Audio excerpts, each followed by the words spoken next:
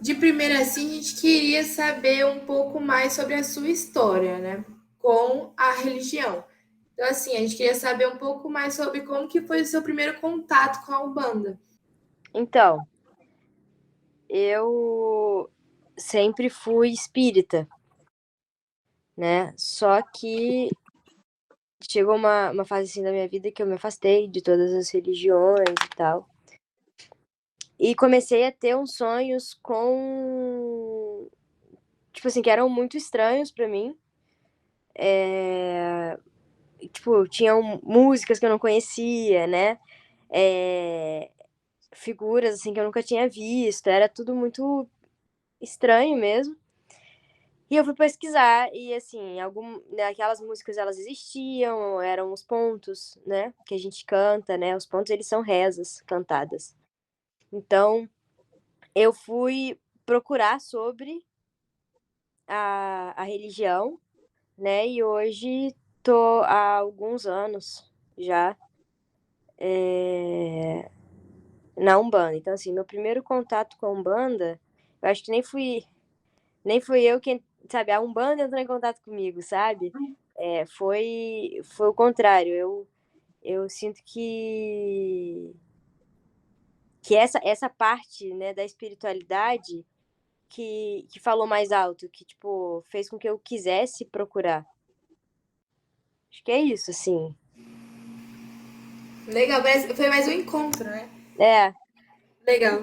tem uns anos já que eu tô, né, frequentando o terreiro, mas foi um negócio bem natural, assim, pra mim. Tem quantos anos, assim, mais ou menos, você tá lá? Acho que uns 5. É, a gente, agora para a segunda parte, a gente queria te perguntar. Você disse que já está há 5 anos lá, e nesses 5 anos, você pode nos falar quais aspectos da religião que mais te marcaram assim durante o tempo? Como que esses valores, os ensinamentos que você adquiriu lá influenciam na sua vida pessoal e espiritual hoje em dia? Então, eu acho que a Umbanda ela é muito diversa. Então, cada terreiro funciona um pouco de um jeito, né? Existem os fundamentos, que são a base, né, de tudo, de tudo que a gente faz dentro de um terreiro. Mas na minha casa, né, uma das coisas que mais me ensinou é o amor, principalmente, né, que a gente prega lá dentro entre a gente, a caridade com o outro, a disciplina, porque a gente precisa fazer as coisas lá dentro de forma correta, né? Tudo tem um porquê de ser dentro do, da Umbanda e do meu terreiro. Então, você não pode fazer algo sem ter o conhecimento e o respeito aos mais velhos, né? O respeito não aos mais velhos só de idade, mas àqueles que estão lá há mais tempo, né? Que são mais antigos, que podem me ensinar e me corrigir. Eu acho que é uma parte muito importante para mim na minha vida, porque faz com que eu escute mais as pessoas, com que eu respeite mais posicionamentos que não são iguais aos meus, né? Faz com que eu tenha agora fé de que as coisas vão caminhar, de que vai dar tudo certo, de que tá tudo bem e se não tiver nesse primeiro momento vai ficar tudo bem. Então, ter a espiritualidade sempre ao lado, né, faz com que a gente nunca se sinta sozinho, nunca se sinta desamparado. E junto a esses outros aspectos, faz com que a gente tenha uma postura frente à vida que facilita, para mim no caso, né, facilita lidar com os problemas, com as frustrações, a lidar com tudo aquilo que possa gerar um incômodo, né, aquela ansiedade do, poxa, eu não sei como eu vou resolver isso, eu não sei como lidar com essa situação que está acontecendo agora na minha vida. A Umbanda, ela é um ponto de acolhimento e um ponto de força, né, do tipo, vai dar tudo certo, você sempre recebe excelentes orientações lá dentro, tanto, né, da parte espiritual quanto da parte física encarnada. Então, a gente tem o privilégio, né, de se consultar e de conversar com espíritos que são muito antigos, né, que têm muita sabedoria, que são muito mais iluminados que nós. Então, tudo isso afeta a minha vida do dia a dia, né? Quem vive a Umbanda de forma inteira, não vive a Umbanda só dentro do terreiro, né? Vive a espiritualidade 100%, todo dia, o dia todo. Então, quando dá, né, aquele desânimo, você se sente amparado, enfim. Acho que é isso. Muito legal. Muito bonito o que você falou. Bom, muita gente não conhece, né, essa religião. E assim, se você chegasse alguém que não teria nada, nenhuma ideia sobre o que é a Umbanda, como que você explicaria para essa pessoa? Cara, então eu acho que de forma mais técnica, né, a Umbanda ela é uma religião de matriz africana. Ela é uma religião que, diferente do que se acredita, que foi fundada no Rio de Janeiro, em São Gonçalo, não sei o que, ela é muito mais antiga que isso. Ali foi um momento de formalização de um tipo de culto específico por um caboclo, e, poxa, muito legal, é maneiro, mas isso não resume a Umbanda, né? Então é um culto de matriz africana que ele carrega uma sabedoria que é passada principalmente de forma verbal durante os trabalhos. Então, eu aqui eu não consigo, não conseguiria explicar para a pessoa, né, tudo o que é Umbanda sem dizer, vai no terreiro conhecer. É muito legal. E não é nada do que as pessoas costumam pregar de faz mal para as outras pessoas. Eu acho que isso seria muito importante também falar, né? A Umbanda carrega esse estigma de que a gente faz coisa pro mal de outras pessoas, ou que, enfim, tem gente que fala que é coisa do demônio, né? Cara, a gente nem acredita nessa figura, né? Ela é uma figura completamente cristã. E a gente tem uma visão de religião muito cristã, né? Voltada aí para a raiz do cristianismo. E não que a gente não acredite em Jesus, a gente acredita e a gente coloca, né, sempre os ensinamentos dele, que são ensinamentos importantes, mas é uma religião que ela vai pregar vai pregar aqui no seu dia a dia. Você tem que se empenhar em ser uma boa pessoa e fazer o bem para aqueles que estão à sua volta. A gente lá usa o atabaque, que é um instrumento de percussão, e a gente costuma cantar as nossas rezas, né? Assim como nas igrejas existem os louvores, os salmos, existem a parte, né, que se canta também. Lá a gente canta e usa o atabaque para que tudo vibre numa energia só. E que dessa forma a gente consiga fazer estar, né, em conexão com a nossa espiritualidade de forma mais de boa, digamos assim. Então, eu acho que é isso. É uma religião que no Brasil, né, ela é uma religião brasileira, se formou pela mistura de outros cultos dos povos africanos, né? A cultura iorubá, principalmente, influenciou muito, mas também tem toda uma parte xamânica, toda uma parte que os nossos índios acrescentaram, e também tem um sincretismo fortíssimo com a Igreja Católica. Em alguns terreiros isso fica mais ou menos exposto, mas em todos eles, né? A Umbanda, ela na sua formação, E eu digo formação e não criação, porque quando você cria algo, você junta peças propositalmente, né? A Umbanda, ela foi uma mistura que foi acontecendo pela necessidade dos povos se expressarem e, em conjunto, mas de maneiras diferentes, agregando cada um pouquinho a sua própria cultura. E aí surge a Umbanda, né? Então é isso, assim, é um culto de matriz africana, porque os negros foram os principais, né? Os aspectos da Umbanda são principalmente dessa parte dos negros. A gente também tem né, esse viés xamânico forte junto aos índios, né, que a gente chama de caboclos, e também tem uma influência legal aí da Igreja Católica, do cristianismo, que logicamente não é como uma religião cristã, mas que ele existe. Eu acho que é isso, assim, são muitos aspectos, né?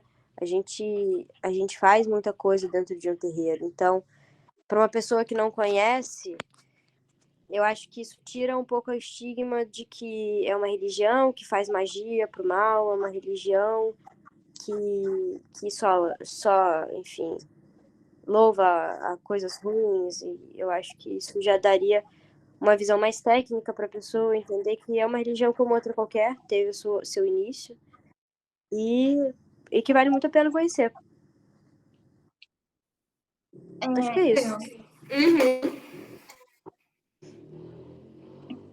Amarrando um pouquinho na pergunta da Ana e na sua resposta, falando um pouco dos estigmas e tudo que estão relacionados à religião, eu queria que você falasse um pouquinho de quais são, na sua visão, os principais valores que a Umbanda transmite para os praticantes. Como eles são representados na prática também, isso tudo.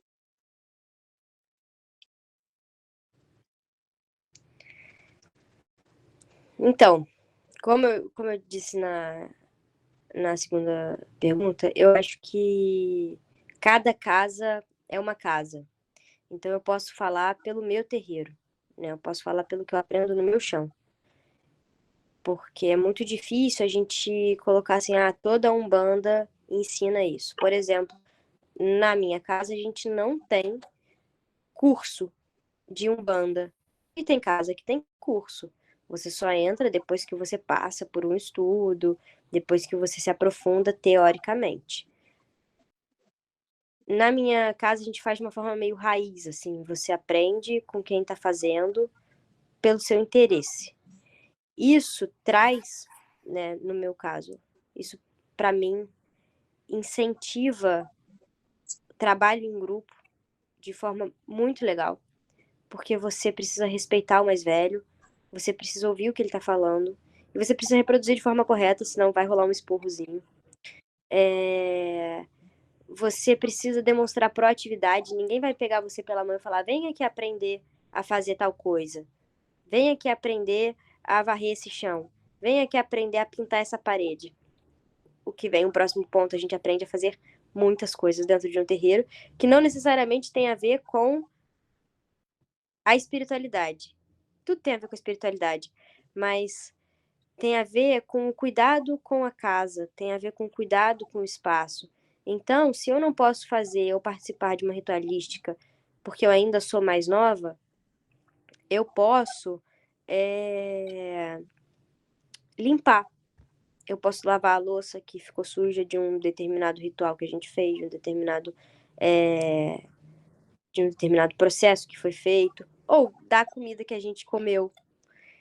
Eu posso varrer o chão, eu posso ajudar. A gente usa muitos panos para enfeitar, para enfeitar o salão, né? Para deixar tudo preparado para que enfim, fique bonito mesmo. Isso, eu acho que hoje o TikTok mostra muito, né? Muitas casas e muitas coisas diferentes. Cada um tem o seu viés, assim, né? Não são todas iguais, mas a gente usa muitos panos para enfeitar os nossos salões e a gente pode fazer isso, né? Quando a gente é mais novo. E quando a gente está fazendo isso, a gente sempre aprende um pouco do porquê usar essa cor, por que usar esse pano. Então, na vida, a gente fica mais atento do porquê a gente faz cada coisa, né? Por que eu vou comer esse alimento que me faz mal? Por que eu vou tomar essa bebida que, poxa, tem um efeito ruim no meu corpo? A gente começa a tomar consciência das nossas ações, a tomar consciência de tudo que a gente faz de forma diferente. A gente entende que todo movimento ele tem um propósito. Então, se você desrespeita alguém, né, de onde vem aquele desrespeito? Por que você desrespeitou aquela pessoa, né? E num trabalho, você às vezes tem que lidar com um chefe que é um pouco mais duro. O terreiro também te prepara para isso, não porque as pessoas lá dentro são duras com você, mas porque você entende que ele naquela posição, a melhor forma de você agir talvez não seja indo contra, né? Enfim, indo realmente entrando naquela sintonia de briga. Aprende também que você tem o seu valor, né? As nossas entidades ensinam muito isso pra gente. Então a gente para de aceitar que as pessoas nos tratem mal. Porque se aqueles que nos amam nos tratam tão bem, por que eu vou ficar ao lado de alguém que não me trata como tal, né? E não só assim, no sentido de, ai, tem que me paparicar. Não, não é isso. A gente aprende os nossos limites, a gente consegue ter segurança para impor eles de forma tranquila, sem agredir o outro também, né? Quando a gente fala de imposição, não necessariamente a gente está falando que precisa ser de forma agressiva, mas é isso, assim, a segurança, a proatividade, a gente passa a ver a vida de uma outra forma, a gente vê propósito nas coisas que a gente faz, a gente vê uma profundidade maior na forma como a gente trata o outro. Então, a atenção que a gente dá para o outro, ela pode não significar muito pra gente, mas às vezes pro outro foi, poxa, um acalento tão grande, porque não estava passando por uma boa situação, que aquilo gerou um conforto que permitiu com que ele resolvesse um problema, resolvesse uma dor interna. Então, as coisas elas passam a ser muito mais profundas, né? Eu acho que é isso. Você falou do TikTok, aí vem exatamente a outra pergunta que a gente estava falando, de como que você percebe, como que a mídia ela retrata a questão dessa religião, como que eles retratam, além da Umbanda, a matriz africana também. Cara, então, hoje em dia, tipo, eu vou falar aqui no Rio de Janeiro. A gente tem muito terreiro, né? A cultura de terreiro ela é muito presente no Rio. Então, qualquer samba que você vá, você vai ouvir um ponto de macumba, né? Você vai ouvir alguém falando né, em termos de música, né? O pagode, o samba, o carnaval do Rio de Janeiro, ele retrata, ele traz a cultura de terreiro muito, muito forte. Eu acho que isso é muito positivo, por um lado, porque, voltando naquela parada do estigma, né? Ele tira o estigma de que é algo ruim. É lógico que sempre vai ter quem veja com maus olhos e fale, ah, mas isso aí é coisa do diabo, entendeu? A gente escuta muito isso. A intolerância religiosa, ela ainda existe, né? Muito forte aqui no Rio de Janeiro, então sempre tem notícia de gente que invade terreiro e quebra a imagem, de gente que desrespeita entregas que estão na rua. E aí também tem aquele ponto, né, da gente poder e ter a consciência de fazer as nossas entregas em locais que não atrapalhem o dia a dia das pessoas. Pelo menos é o que eu acho. Vai ter gente que vai ouvir isso e vai falar assim, discordo, e tá tudo bem. Mas essa parte da mídia, ela também tira um pouco o que para mim é muito importante, que é o descobrir a religião. por si mesma, né, indo a um terreiro. Quando as pessoas veem muitos vídeos, gera uma certa confusão, porque cada terreiro funciona de uma forma. Não é porque a minha casa ela é uma casa de umbanda que tem a matriz africana muito forte, que os meus orixás não podem ser representados pelos santos católicos. Tem gente que vai ouvir isso, vai falar, é um absurdo que os orixás ainda sejam representados pelos santos católicos por conta do sincretismo. Mas eu cresci ouvindo né, os pretos velhos contando das suas histórias naquele momento e dando um significado diferente para aquelas imagens. E quando você só coloca na mídia, você acaba expondo muito a particularidade de cada terreiro. E para a pessoa que nunca frequentou terreiro nenhum, é legal, é bonito, você vê um culto, é um culto diferente, né? As incorporações, né, são muito postadas, né? Os orixás dando os seus ilás são divulgados, né? Acredito aí que se alguém pesquisou sobre isso em algum momento, viu uma incorporação e aí a pessoa dando um grito diferente. Mas também eu acho que é interessante porque tira a estigma que é do demônio. Infelizmente, tem gente que vai fazer a mídia para mostrar que é coisa ruim sim, que a gente faz o que a gente quiser e não sei o quê, porque tem gente que acha que isso é razoável. Então, é legal para quebrar um estigma se a pessoa tem um filtro para procurar coisas legais. Se a pessoa não tem, ela vai entrar em contato com muita coisa, vai gerar uma confusão razoável para essa pessoa, porque por mais que a gente consiga, né, ver os vídeos e tal, principalmente eu tô falando aqui dos vídeos de TikTok, né? A pessoa não consegue entender muita coisa do que tem ali. Desperta uma vontade da pessoa ir conhecer, mas não necessariamente a casa que ela vai acabar entrando em contato, ou as primeiras casas vão ser parecidas. Tem muita gente que confunde a Umbanda e o Candomblé, são religiões diferentes. A minha Umbanda tem aspectos muito fortes do Candomblé, né, a Umbanda da minha casa, da casa que eu frequento, mas não é um Candomblé. Então, é, é, é muito particular para que você dê uma resposta só para colocar, né, sobre a mídia e essas religiões. Eu acho que a parte mais importante é que quebra aquele sentimento de que é feito magia pro mal. Eu acho que se tem uma coisa que não aparece nesses vídeos são as nossas ritualísticas que são tipo assim, aí vai ter um bori para cura, né? Se a pessoa não frequenta, ela não sabe o que é um bori e ela não sabe como é feito um bori de cura. E em casas diferentes, algumas coisas podem mudar.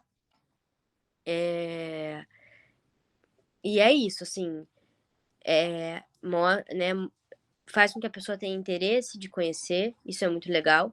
Tem vídeos de YouTube de pais de santos muito, muito interessantes, né, que falam sobre isso.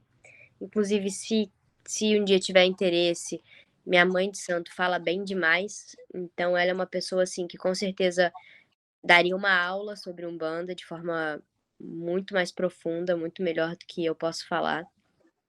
E esses contatos, né, de da, da publicidade, que a publicidade consegue fazer, é interessante para levar o conhecimento também, sabe? Não necessariamente só falando aqui do TikTok, os vídeos de Pai de Santo que explicam alguma coisa, né?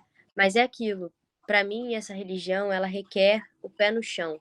Então, você nunca vai conseguir de fato entender o que é uma religião de matriz africana por um vídeo. Mas esse vídeo ele vai quebrar a ideia de que é algo feito para o mal, de que é algo, enfim, oculto, de que é algo porque você vê e você tem contato ali com algo diferente, né?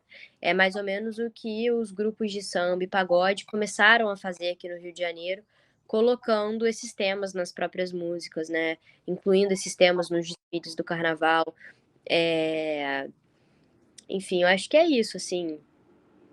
É muito legal, é muito interessante que isso seja feito, tem que ser feito com cuidado e sempre lembrando de que para você conhecer mesmo os fundamentos, você precisa se predispor. Não é nem frequentar enquanto consulente, não. Frequentar enquanto consulente, quando você vai lá para ter uma consulta, para ouvir uma palavra, para ter um direcionamento, é muito legal. Só que para você realmente aprender, você precisa se dedicar o seu tempo, dedicar a sua energia, uma parte da sua vida, né? Assim como a gente para ir em festas, você só vê a festa pelo TikTok, é legal, pô, maneiro, tá? Essa festa parece ser legal. E aí você vai nessa festa para experimentar como é realmente, né? Ter aquela experiência, experienciar aquilo. Na Umbanda, mais ou menos como que eu falei agora, você vai ver que não é algo tipo assim, poxa, é interessante, as músicas são legais, esses pontos aqui, hoje tem muitos pontos gravados em estúdio, né? A galera tem muita coisa no Spotify, é muito legal isso.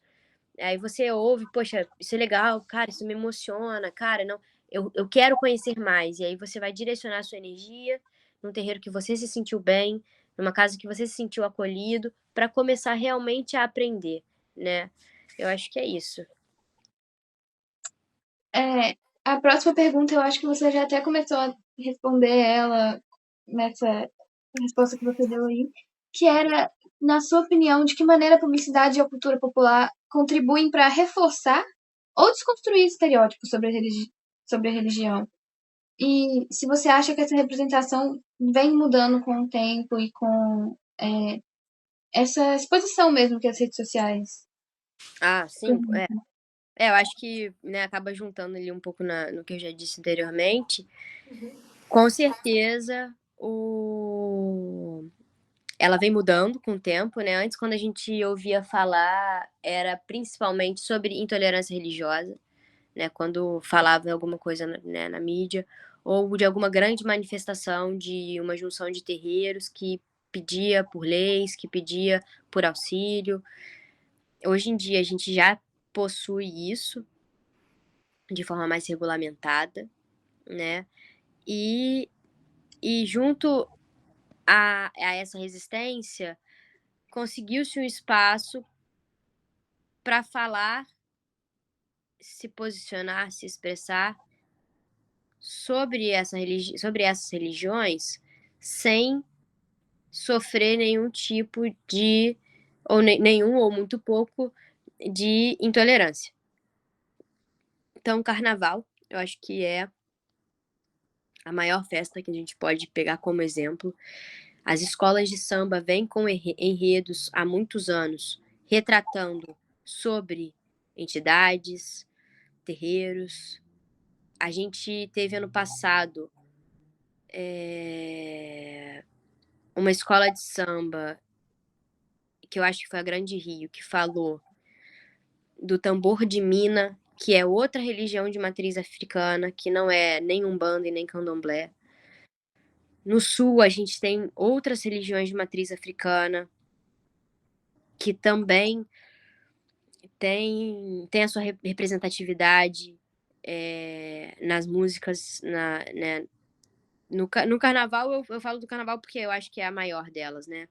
Mas aqui no Rio, a gente tem essa cultura de ir em barzinho, de música ao vivo, né? A gente sempre vai ouvir Zeca Pagodinho cantando Eu Vou Botar Seu Nome na Macumba, sabe? E aí todo mundo dançando e tal. Eu acho que isso é importante para desmistificar, desestigmatizar, mas existe um limite entre, né, você torna aquilo mais bem-vindo para o público, mas eu volto que para você realmente conhecer, você precisa ir até e se dispor a isso, né? E realmente, assim, eu tô falando aqui do positivo, né? Mas tem muitos tipos de mídia que demonizam, que falam que, né, um monte de vídeo né, com todo respeito, né, de igreja, de pastores, fazendo exorcismo, sei lá, tirando o demônio e chamando o demônio por nome de entidades de religiões de matriz africana, né? Eu respeito, mas eu sei que ali não existe uma entidade, né? Não existe um demônio, né? Enfim, e se existe é da religião dele. Se existe de outra de outro patamar, não tem nada a ver com a minha religião.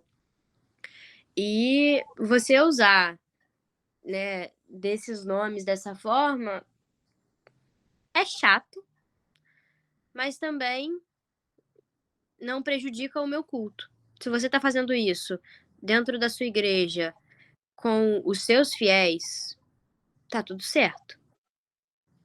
E tá postando, enfim.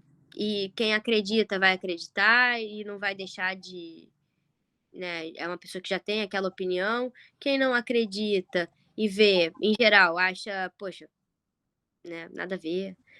Mas, eu acho que é isso. Eu acho que a gente tem um lado da mídia que não é legal, como para tudo. E eu acho que, assim, é reforçar o que é positivo. A pessoa que quiser conhecer, ela vai ter contato com o que é positivo, então isso é muito legal. Mas eu acho que é isso. Eu acho que é isso.